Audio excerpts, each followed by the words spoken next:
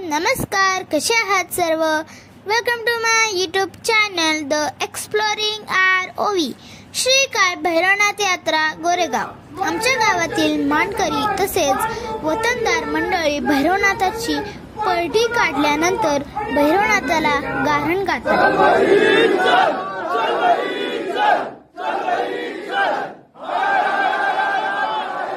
आज श्री काळ भैरवनाथाची यात्रा सुरू होण्यापूर्वी सकाळी मी आणि माझी कजिन सिस्टर दोघींनी माझ्या पप्पांबरोबर भैरवनाथाचे दर्शन घेतले. नंतर लाटीचे दर्शन घेतले. ही लाट सायंकाळी बगडावरती चढवून लाट वर्तुळाकार फिरवली जाते. मग यात्रेला सुरुवात होते.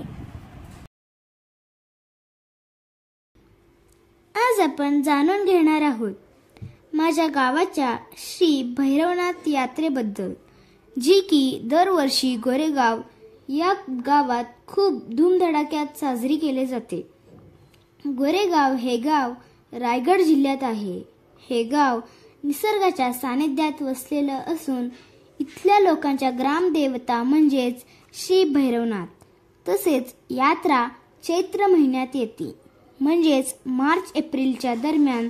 या दिवशी मोठ्या उत्साहाने भैरवनाथ ग्रामदेवत यात्रा साजरी होते.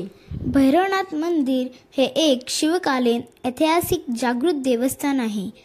आमच्या गोरेगावातल्या लोकांचा ग्रामदेवत म्हणजेच श्री भैरवनाथ. भैरवनाथ महाराज हे गावाचे रक्षक देव आहेत. त्यांना ग्रामदेवत म्हणतात. तसेच भैरवनाथ हे भगवान शंकराचे रूप मानले जाते. ते गावाचे रक्षण करतात म्हणून त्यांना ग्रामदेवता असे देखील म्हणतात. गावात शांतता, सुख, समृद्धी राहावी म्हणून त्यांची पूजा केली जाते. आमच्या यात्रेमधील एक अत्यंत खास वैशिष्ट्य म्हणजे बगाड, जे आपल्या सर्वांना आकर्षित करणारी परंपरा आहे. आता काहींना प्रश्न पडला असेल, बगाड म्हणजे काय? तर बगाड म्हणजे काय जाणून घेऊया. बगाड म्हणजे लाकडाची किंवा बासांच्या सहाय्याने उभारलेली एक उंच संरचना असते, जिच्यावर एक व्यक्ती बसलेली असते आणि ती एक वर्तुळाकार फिरवली जाते. त्यामुळे याला फिरती बगाड असेही म्हणतात. ही परंपरा फार जुनी आहे. असे मानले जाते की ही प्रथा शिवकालीन काळापासून चालत आली आहे.